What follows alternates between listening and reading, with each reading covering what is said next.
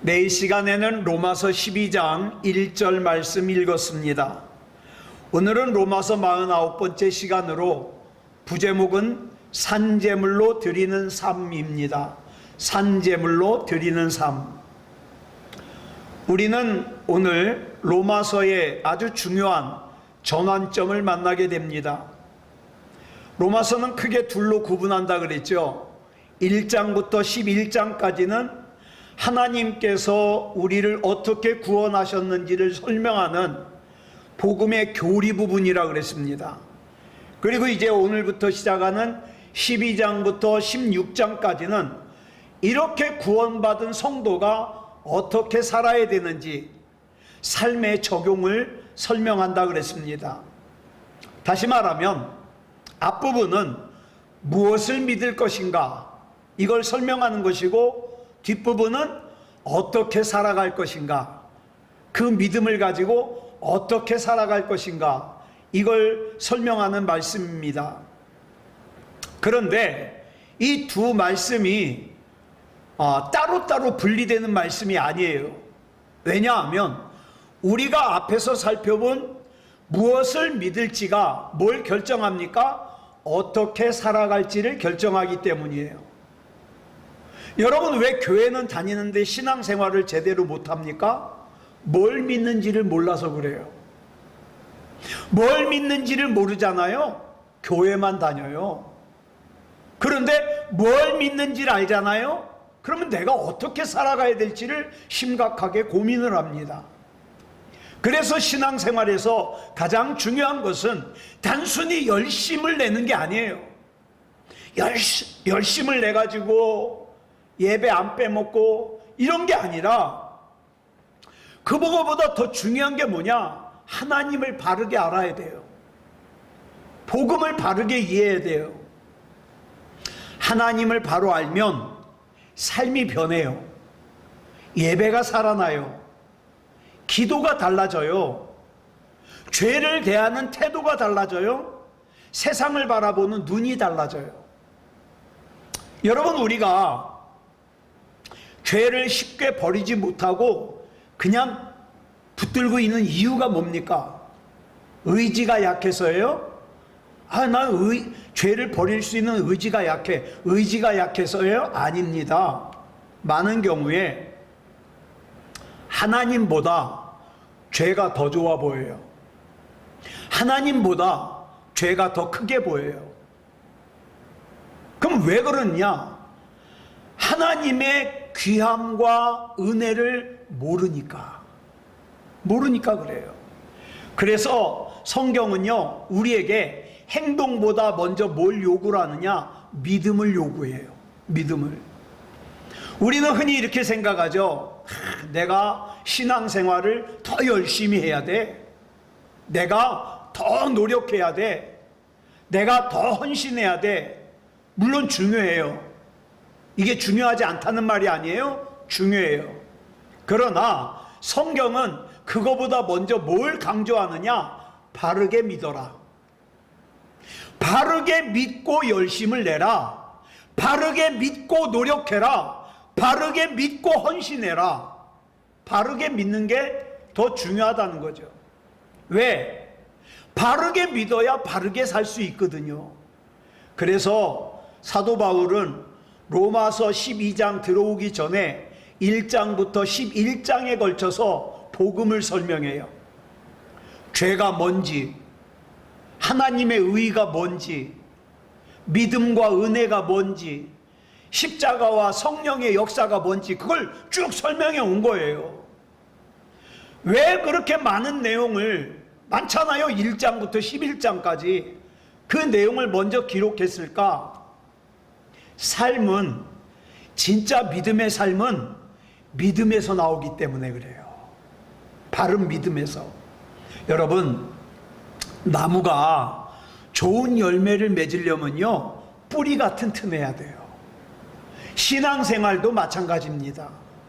진짜 좋은 신앙생활 하려면 믿음의 뿌리가 튼튼해야 돼요.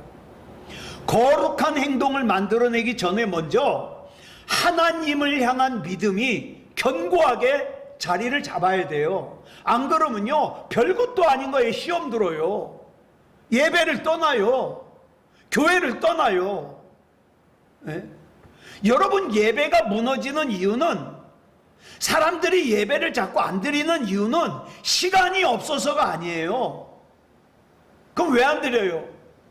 하나님이 얼마나 크신 분인지, 얼마나 나에게 소중하고 귀한 분인지를 모르기 때문에 그래요. 모르기 때문에. 이걸 모르니까 아무리 예배를 강조해도 중요한 걸 모르죠. 여러분, 기도가 식어지는 이유도 단순히 바빠서 기도 안 하는 거 아니에요. 왜 안 해요? 기도의 대상이신 하나님보다 내가 붙들고 있는 다른 것들이 더 대단해 보이거든요. 그래서 기도 안 해요. 죄와의 싸움에서도 넘어지는 이유도 단순히 우리가 의지가 약해서가 아니라 하나님의 은혜와 영광보다 죄가 주는 그 순간의 쾌락과 즐거움이 더 크니까 그거 붙드는 거예요. 그래서 복음은요, 우리의 행동만 바꾸는 것이 아니라 뭘 바꿔야 됩니까? 시선도 바꾸고 우리의 마음도 바꾸고 우리의 삶의 방향도 바꾸는 거예요. 그래서 복음을 진짜 똑바로 알잖아요. 삶이 변해요. 변할 수밖에 없어요. 그래서 복음은, 믿음은 단순한 지식이 아니에요. 야곱의 아들이 이름이 다 뭔지 그거 모르면 어때요? 그건 그렇게 중요한 거 아니에요. 진짜 하나님의 말씀을 알아야 돼요. 그래야 그 말씀이 사람을 변화시키는 능력이 있거든요. 그래서 바울은 로마서 1장부터 11장까지 그 복음을 갖다가 굉장히 자세하게 논리적으로 설명한 후에 이제 12장부터는 그러면 이 복음을 아는 사람은 삶을 어떻게 살아야 되느냐, 이걸 지금 이제 설명하기 시작하는 거예요. 그래서 로마서 12장은요 갑자기 다른 주제로 가는 게 아니에요. 자, 로마서 12장이 뭘로 시작합니까? 그러므로, 이렇게 시작을 해요. 그러므로. 이 그러므로라는 접속사는 뭡니까? 앞에서 설명한 그 복음을 근거로 이제부터 내가 12장을 설명하겠다는 거예요. 다시 말해서 바울은 하나님께서 우리에게 이렇게 큰 은혜를 베푸셨으니까 이제 우리가 이렇게 살아야 된다, 이걸 설명하는 거죠. 여러분, 로마서 1장부터 11장까지를 한마디로 요약을 하면 이런 내용이에요. 우리는 아무 공로 없이 하나님의 은혜로 구원받았습니다, 이거예요. 한마디로 말하면 내가 먼저 하나님을 찾은 것이 아니라 하나님께서 먼저 나를 찾아오셨습니다. 내가 먼저 하나님을 사랑한 것이 아니라 하나님께서 먼저 나를 사랑하셨습니다. 내가 능력이 있어서 내가 먼저 하나님을 붙들고 늘어진 것이 아니라 하나님께서 먼저 나를 붙드셨습니다. 죄는요, 하나님과 나 사이를 끊어놓아서 우리 스스로의 능력으로는요 절대로 하나님께 돌아갈 수가 없었어요. 하나님과 단절된 그 관계를 회복할 수가 없었어요. 그래서 하나님께서 독생자 예수 그리스도를 보내주셨고 우리의 죄를 예수 그리스도께 담당시키셔서 거기다가 어떻게 해요? 죄를 향한 진노를 다 쏟아부으셨다 그랬잖아요. 그렇게 해서 저와 여러분을 향한 구원의 길을 열어주셨어요. 그러니까 여러분, 십자가는 단순히 하나님께서 나를 사랑하시는 거야, 이런 감동적인 사건 이상이에요. 십자가는요 죄를 향한 하나님의 심판과 죄인을 향한 하나님의 사랑이 만나는 거라고 그랬잖아요, 지난 주일날. 그죠? 하나님의 공의와 하나님의 사랑이 만나는, 이건 모순인데 역설적인데 그 만나는 사건이 십자가다 이 말이에요. 죄는 반드시 심판받아야 돼요. 그런데 그 심판을, 마땅히 내가 받아야 될 심판을 죄 없으신 예수님께서 받으셨어요. 그 결과 하나님은요, 공의를 행하실 수 있으면서 동시에 죄인인 나를 구원해 주실 수 있었습니다. 그러므로 저와 여러분이 구원받은 것은 저와 여러분이 결심을 잘해서가 아니에요. 성경은 뭐라 그러냐? 하나님의 자비하심이라고 설명하고 있어요.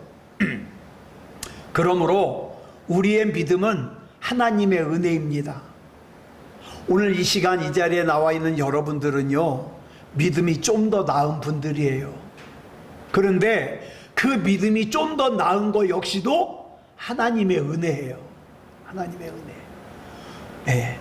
그러므로 성도의 삶은요, 은혜에 대한 감사의 응답이에요. 우리는 구원받기 위해서 순종하는 게 아니에요. 그럼 왜 순종해요? 이미 구원받았기 때문에 감사해서 순종하는 거예요. 사랑받기 위해서 헌신한다? 아니에요. 네. 사랑받아서 헌신하는 거예요. 네. 내가 구원받기 위해서 헌신한다, 사랑받기 위해서 헌신한다, 이때부터는 이게 뭐가 돼요? 율법주의가 돼요. 내가 예배 빼먹으면 벌 받을까봐 버들버들 떨면서, 내가 예배라도 한번 빼먹으면은 벌 받을까봐 부들부들 떨면서, 이거는 율법주의예요. 그런데 내가 우리 하나님이 너무 감사해서, 내가 그 예배 시간조차도 내가 하나님 앞에 감사하면서 기뻐하면서 영광 돌리기를 원한다, 이거는 율법주의가 아니죠. 이거는 은혜죠. 은혜. 네. 이미 사랑받았기 때문에 헌신하고, 그러니까는 거기서 어떻게 해요? 기쁨이 나오고 예배가 감사한 거예요. 예배 드리려면 짜증나는 게 아니라 예배가 감사한 거예요. 여러분, 성경은요, 언제나 명령보다 은혜가 먼저입니다. 출애굽을 생각해 보세요. 하나님께서 먼저 이스라엘을 애굽에서 건지셨어요. 그렇죠? 먼저 홍해를 건너게 하셨어요. 먼저 광야에서 먹이셨어요. 그리고 그 후에 십계명을 주셨어요. 이 순서 잘 보셔야 돼요. 성경 보면서 먼저 십계명 주고, 니네 이거 잘 지켜라, 그래야 내가 이 애굽에서 건져줄 거야, 그래야 내가 홍해 건너게 할 거야, 그래야 내가 광야에서 먹일 거야가 아니에요. 이미 구해주시고 먹여주시고 건너게 해주신 다음에 십계명을 주셨어요. 그러니까 구원이 먼저예요. 순종이 다음이에요. 그러니까 순종은 구원의 조건이 아니에요. 이미 구원받은 사람에게서 나타나는 열매예요. 열매. 로마서도 마찬가지예요. 먼저 은혜가 있고 그 다음에 삶이 있습니다. 먼저 하나님께서 사랑하셨고 그 다음에 내가 하나님을 사랑하는 거예요. 근데 그조차도 못하는 사람들이 많아요. 하나님의 사랑만 받고 끝나버려요. 자, 본문 1절 볼까요? 본문 1절에 보니까 그 다음에 뭐라 그래요? 빨간색만 시작. 하나님의 모든 자비하심으로. 자, 하나님의 능력으로 이러지 않았어요. 하나님의 심판으로, 하나님의 강력한 역사로 그러지 않았어요. 하나님의 모든 자비하심으로. 여러분, 우리 하나님은 저와 여러분을 두렵게 해서 끌고 가시는 분이 아니에요. 예? 하나님의 자비하심으로 이끌어 주시는 분이에요. 우리 하나님은 죄를 미워하셔요. 죄를 심판하시는 거룩하신 분이에요.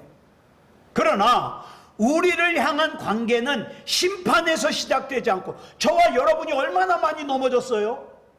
얼마나 많이 죄를 졌어요? 그 죄만 생각하면 심판이 먼저일 것 같은데, 심판을 먼저 하지 않고 어떻게 해요? 자비에서 시작해요. 하나님의 모든 자비하심으로. 여기 나오는 이 자비하심을 헬라어로 오이크티르모스라 그래요. 오이크티르모스. 이 단어는 복수형으로 사용됐는데 하나님의 자비는 한 번으로 끝나는 게 아니에요. 계속. 자, 그러면 바울이 말하는 하나님의 자비는 뭐냐? 그건 단순히 하나님께서 이창원이를 불쌍히 여기시는 감정이 아니에요. 우리는 자비하심 그러면 아유 불쌍해, 그 감정만 생각하잖아요. 그게 아니에요. 로마서 1장부터 11장까지 바울이 이미 설명한 구원의 역사예요. 그게 자비하심이에요. 죄 가운데 있던 나를 의롭다 하신 것도 하나님의 자비하심이에요. 하나님과 원수가 되었던 나를 하나님과 다시 화목하게 하신 것도 하나님의 자비하심이에요. 성령을 보내주셔서 우리 가운데 거하게 해주신 것도 하나님의 자비하심이에요. 오늘 이 시간 예배를 드려야 되겠다고 결단하게 하신 것도 하나님의 자비하심이에요. 이 시간 이 말씀이 지금 내 귀에 들어오고 가슴에 들어오고 심령에 들어오는 거 하나님의 자비하심이에요. 아무것도 우리를 그리스도의 사랑에서 끊을 수 없다고 선언하신 것도 하나님의 자비하심이에요. 그렇게 연약하고 자꾸 넘어지는 나를 믿음을 주셔서 여기까지 이끌고 오신 것도 하나님의 자비하심이에요. 그러니까 이렇게 생각하면 돼요. 우리 인생의 처음도 하나님의 자비하심이요, 과정도 하나님의 자비하심이요, 마지막도 하나님의 자비하심이에요. 그 저와 여러분은 아까 찬송한 대로 마지막은 어때요? 평안 가운데 하나님께서 오라 그러면 평안 가운데 가는 거예요. 왜? 하나님의 자비하심으로. 생각해 보세요. 저와 여러분이 얼마나 하나님을 실망시켰습니까? 얼마나 많이 넘어졌어요. 예? 만약에 사람과 사람과의 관계라면 일찌감치 실망하고 어떻게 해요? 등 돌렸을 거예요. 안 보고 살았을 거예요. 그런데 하나님은 나를 포기하지 않으셨어요. 예?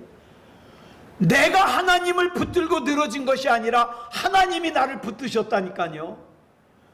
우리의 믿음이 특별히 강해서, 내가 특별히 이해력이 좋아서 다른 사람들은 지독하게도 안 믿는 하나님이 내가 믿어지고 내가 예배를 드릴 수 있는 게 아니에요. 하나님의 자비하심이에요. 그 다음에 바울이 뭐라 그럽니까? 너희를 권하노니. 여기서 권하다라고 해석된 헬라어가 파라칼레오예요. 이 말은요, 이렇게 해라 저렇게 해라 명령하는 게 아니에요. 무슨 뜻이냐? 이 단어의 뜻이 뭐냐? 곁으로 다가가서 힘들고 어려운 사람이 있으면 붙들어주고 격려하고 위로하고 다시 일으켜주는 거, 이게 파라칼레오예요. 흥미로운 것은 이 단어가 성령님을 가리키는 단어의 어근과 같아요. 그러니까 성령님이 하시는 일이 뭐예요? 내가 힘들 때, 내가 불안할 때, 내가 초조할 때 내 곁에 오셔서 나를 붙들어 주시고 나를 격려하시고 나를 일으켜 세워주시고 나를 인도해 주신 거, 이게 성령님 아니에요? 보혜사 성령님? 그냥 하는 일이 같다 이 말이에요. 하나님은 우리에게 차갑게 명령하시는 분이 아니에요. 그래서 바울은 차갑게 명령하는 사람이 아니라 성령께서 하시는 것처럼 위로하고 권면하는 거예요. 여러분, 저와 여러분 옆에 있는 주변 사람들한테 얘기할 때 제발 차갑게 얘기하지 마세요. 성령 받은 사람은요, 따뜻하게, 온화하게, 포근하게 진짜 사랑하는 마음 가지고 얘기해야 돼요. 그게 권하는 거예요. 성경이 말하는 권하는 거. 예? 예수 믿자 그러는데 지독하게 거절하는 사람들 있죠? 미워하지 마세요. 그 사람 때가 아직 아니라 그런 거예요. 우리는 어떻게 합니까? 성령님처럼 어떻게 해요? 다가가서 붙들어주고 격려하고 위로하고 일으켜주고 그 사람의 영혼이 구원받을 만한 믿음이 되도록, 생명책에 이름이 기록되도록 옆에 있어주는 거예요. 그게 저와 여러분이 할 일이에요. 바울은 지금 성도를 정죄하는 마음으로 이 말을 하는 게 아니라 자기가 이미 하나님의 자비하심을 경험한 사람으로서 하나님의 마음으로 권하고 있는 거예요. 여러분, 사람을 변화시키는 건 정죄가 아니에요. 너 그렇게 해서 되겠어? 신앙생활 그렇게 해서 되겠어? 정죄가 아니에요. 사람은요, 정죄할 때 변하는 게 아니라 은혜 받을 때 변해요. 근데 이 은혜라는 것은요, 하나님의 때에 달려 있어요. 하나님의 방법에 달려 있어요. 그러니까 정죄하지 말고요. 물론 죄는 죄라고 말해야 돼요. 이렇게 하는 건 죄다, 이건 말해야 돼요. 진리를 타협해도 안 돼요.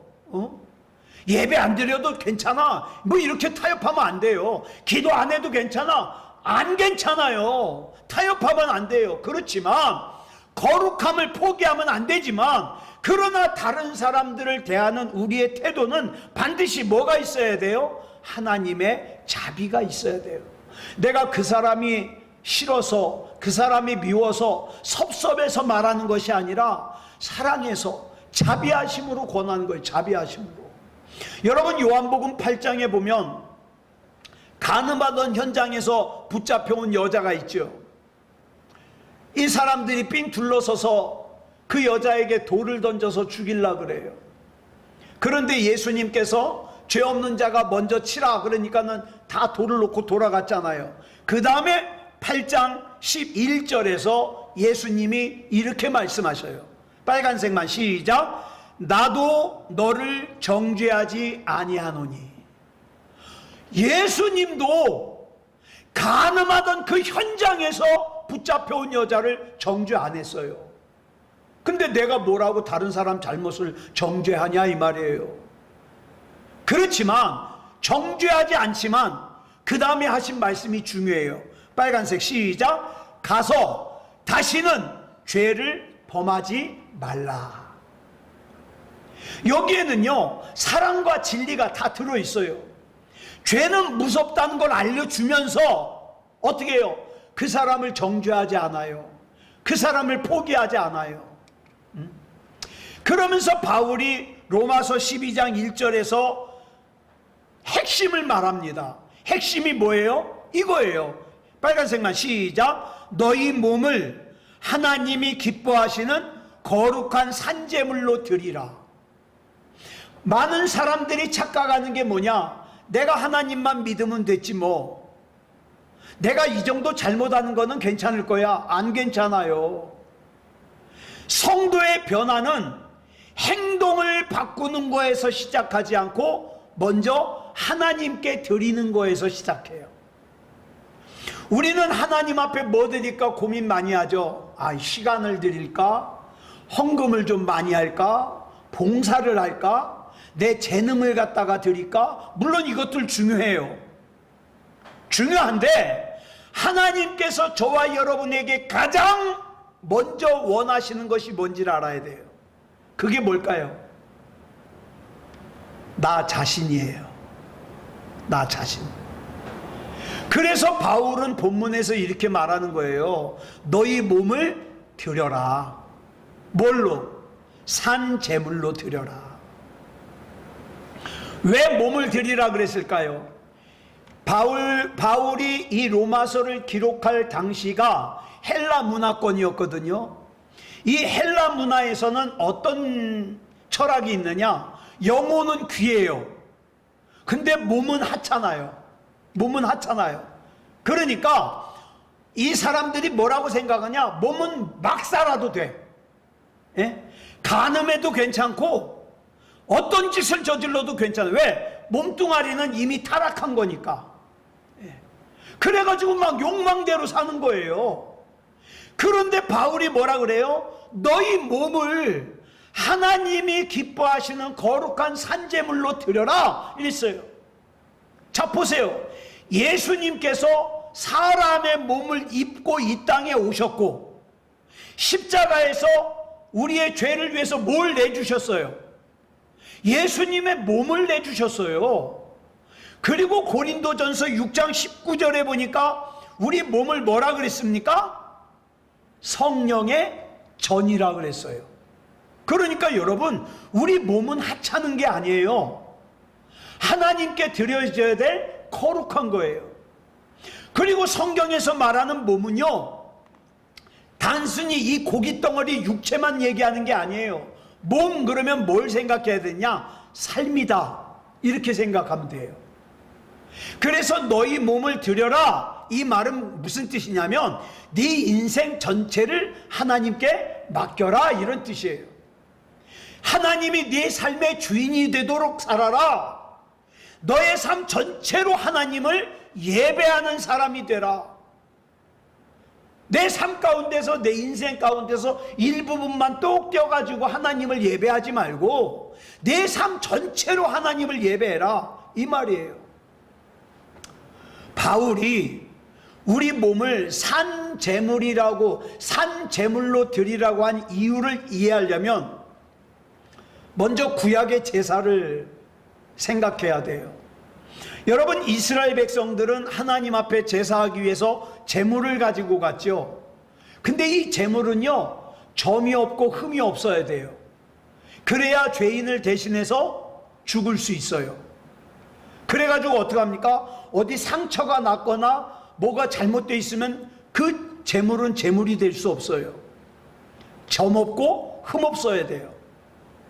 왜냐하면 죄의 삭은 사망이거든요. 그 제물이 죽어야 돼요. 그런데 구약의 제사는 완전한 제사가 아니었기 때문에 어떻게 해요? 반복해서 제사를 드려요. 예. 그 제사는 장차 오실 예수님을 예표하는 그림자였습니다. 그런데 예수님께서 완전한 제물이 되어주심으로써 우리는 또다시 제사 안 드려도 돼요. 끝났어요. 자, 그런데 보세요. 구약의 제물은 뭐였습니까? 짐승이었어요. 신약의 제물은 뭐예요? 예수님이에요. 예수님이 어린 양이 되셔서 제물이 되셨어요. 구약의 제사는 반복되어야 됐지만 신약의 제사는 한 번으로 영원한 효력을 나타내요. 그러므로 우리는 더 이상 죄를 사함받기 위해서 제물을 드리지 않아요. 왜? 이미 용서 안 받았기 때문에. 그래서 예수님이 베드로에게 뭐라 그랬어요? 이미 목욕한 사람은 또 목욕할 필요가 없다, 이렇게 말씀하셨잖아요. 다 용서받았어요. 그래서 바울이 우리에게 산 제물이 되라 그러는 거예요. 그러면 자 보세요. 제물은 죽어야 제물인데 왜 바울은 산 제물이라 그랬을까요? 구약의 제물은 죽으면 끝났어요. 그러나 성도는, 저와 여러분은 살아있으면서 하나님께 드려진 존재예요. 그죠? 여러분, 제물이 제단에 올랐다는 것은 죽는다는 뜻이에요. 자기 마음대로 움직일 수 없다는 뜻이에요. 저와 여러분이 산 제물이 된다는 것은 뭡니까? 내 뜻대로, 내 마음대로, 내 욕심대로 살지 않는다는 뜻이에요. 그런데 자기가 하나님 앞에 드려졌다 그러면서 맨날 자기 마음대로 살아. 예배 드리고 안 드리고 자기가 결정해버려요. 기도하고 안 하고 자기가 결정해버려요. 그건 산제물이 아니죠. 예수님께서 마태복음 16장 24절에서 이렇게 말씀하셨어요. 시작. 누구든지 나를 따라오려거든 자기를 부인하고 자기 십자가를 지고 나를 따를 것이니라. 이렇게 사는 것이 성도의 삶이다, 이 말입니다. 죄에 대하여 죽은 사람이에요. 세상의 욕심에 대하여도 죽은 사람이에요. 그러나 하나님에 대해서는 살아있는 사람이에요. 이런 사람을 뭐라 그래요? 산 제물이라 그래요. 사랑하는 여러분, 저와 여러분은요 늘 우리 자신의 신앙을 돌아봐야 돼요. 여러분 한번 물어볼게요. 나는 단순히 예배 시간에 참여하는 사람입니까? 아니면 늘 내 삶 전체가 예배인 사람입니까? 이거 자꾸 물어봐야 돼요. 하나님께서는 나의 일부를 원하시지 않고 전부를 원하십니다. 왜냐하면 하나님께서 이미 전부를 나에게 주셨기 때문에. 독생자 예수 그리스도까지 아끼지 않고 주셨잖아요. 예? 죄인인 나를 위해서 가장 귀한 것을 내어주셨어요. 로마서 8장 32절에 보니까 참 기가 막힌 말씀이 나오죠. 시작. 자기 아들을 아끼지 아니하시고 우리 모든 사람을 위하여 내주신 이가 어찌 그 아들과 함께 모든 것을 우리에게 주시지 아니하겠느냐. 우리가 하나님께 드리는 것은 내가 이만큼 드리면 하나님이 나에게 이만큼 주시겠지, 그 받아내기 위한 거래가 아니에요. 11조도 그래. 내가 100만 원 하면 1000만 원 주시겠지, 그런 건 11조가 아니에요. 11조가 아니에요. 하나님께 먼저 내가 받은 사랑에 대한 감사의 응답이에요. 감사의 응답. 다윗이 회개한 것은요, 먼저 하나님의 용서를 경험했기 때문이에요. 여러분 아시는 삭개오, 세리장 삭개오가 자기의 전 재산에 반을 뚝 떼어가지고 어려운 사람 도와주고, 그 다음에 누구 세금 더 받은 거 있으면 4배로 갚겠다. 자, 왜 그랬을까요? 자기가 먼저 예수님의 사랑을 경험했거든요. 베드로가 예수님을 모른다고 부인했다가 어떻게 돌아오게 됐어요? 예수님의 용서와 사랑을 먼저 경험했거든요. 바울이 자기의 모든 삶을 복음을 위해서 어떻게 드릴 수 있었어요? 이미 다메섹으로 가던 길에 만나주신 예수님께서 자기를 받아주셨거든요. 여러분, 다시 한번 말씀드립니다.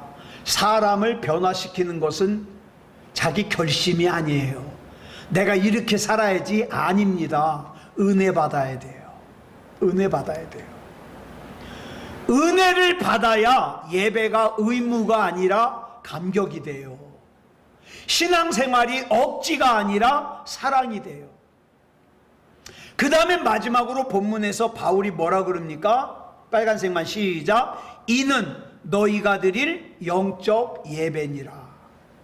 여기서 말하는 영적 예배를 헬라어로 로기케 라트레이아라 그러는데, 이는 하나님의 은혜를 깨달은 사람만이 드릴 수 있는 예배예요. 그러니까 교회 오래 다녔어도 하나님의 은혜를 깨닫지 못한 사람은 이 영적 예배 못 드려요. 생각해 보세요. 하나님께서 독생자를 주셨어요. 죄인을 위해서 아들을 십자가에 내어주셨어요. 저도 딸이 하나 있는데 지금 아시는 대로 저는 가슴이 절절해요. 가슴이 절절해요. 그래서 저는 이 말씀이 더 와닿아요. 아니, 어떻게 하나님은 독생자 예수님을 내주실 수 있었을까? 절절해요. 그런데 죄인을 위해서 아들을 십자가에 내어주셨거든요. 그렇다면 우리가 우리의 삶을 하나님께 드리는 것은 내가 생색내고 큰소리치는 희생이 아니라 마땅한 거 아니에요? 마땅한 거? 이게 영적 예배라 이 말이에요. 이 진리를 아는 사람만이 영적 예배를 드릴 수 있어요. 이걸 모르니까 이번 주에는 예배를 가 말아 이렇게 된다니까요. 영적 예배를 모르니까. 여러분, 영적 예배를 아는 저와 여러분은요, 평상시에 삶도 예배가 돼야 됩니다. 직장 생활도 예배가 돼야 돼요. 가정 생활도 예배가 돼야 돼요. 그러기 위해서 내가 하는 말, 내가 하는 생각, 내가 사용하는 물질, 하나님 앞에서 다 점검해야 돼요. 우리의 모든 삶이 하나님께 드려지는 산 제물이 되어야 돼요. 예배는요, 내가 하나님께 뭔가를 보여드리는 시간이 아니에요. 우리의 삶이 이미 하나님의 것이라는 것을 인정하는 시간이에요. 하나님, 나는 하나님 겁니다. 인정하는 시간. 그게 예배예요. 그래서 교회에서 예배드리는 입술과 직장에서 말하는 입술과 가정에서 말하는 입술이 다르면 안 돼요. 사람이 같아야 돼요. 이렇게 사는 것이 뭐예요? 헌신이고 산제물이고 영적 예배입니다. 말씀을 정리하겠습니다. 오늘 바울은 우리에게 물어요. 너는 너 자신을 하나님께 드렸느냐? 산제물로 드렸느냐? 여러분, 오해하면 안 돼요. 하나님께서는 나에게 헌금을 요구하시지 않아요. 예배 드리는 시간을 요구하지 않아요. 그 다음에 또 다른 어떤 헌신 봉사를 요구하지 않아요. 그 이전에 먼저 뭘 요구하든지 아세요? 나를 요구해요. 나 자신을. 왜냐하면 하나님께서 이미 독생자 예수 그리스도를 통해 우리에게 전부를 주셨기 때문에. 그러므로 우리가 하나님께 우리 삶을 드리는 것은 희생이 아니에요. 희생이. 마땅한 감사예요. 마땅한 응답이에요. 그러니까 여러분, 이제 우리 삶 전체를 하나님께 드립시다. 내 마음, 내 계획, 내 삶의 전부 하나님께 드리자고요. 이것이 하나님께서 기뻐하시는 산제물이요, 또 이렇게 드리는 예배가 영적 예배예요. 이제 예배당에서만 예배를 드리는 게 아니라 가정에서도 직장에서도 세상 속에서도 예배를 드리는 사람으로 삽시다. 이게 진짜 예배자예요. 아무쪼록 오늘 두 가지 주제, 산제물이 된다, 그 다음에 영적 예배를 드린다, 이렇게 사는 저와 여러분이기를 그리스도 예수님의 이름으로 축복합니다. 기도하겠습니다. 사랑하는 주님, 감사합니다. 오늘 로마서 12장을 들어가며 1절 말씀을 나누었습니다. 하나님 앞에서 온전한 산제물이 되게 하시고 영적 예배를 드리는 예배자가 되게 해 주시옵소서. 우리의 약함을 잘 아시는 주님, 우리의 부족함을 잘 아시는 주님, 여기까지 참아주시고 여기까지 인도하시고 여기까지 붙들어 주시니 감사합니다. 그런 하나님을 조금이라도 닮아 하나님께서 우리에게 맡겨주신 귀한 사명 잘 감당하게 하시고 산제물이 되게 하시고 영적 예배를 드리는 예배자로 살게 해 주시옵소서. 모든 것을 우리 주님 앞에 맡겨드리오며 그리스도 예수님의 이름으로 감사하며 기도드렸사옵나이다. 아멘.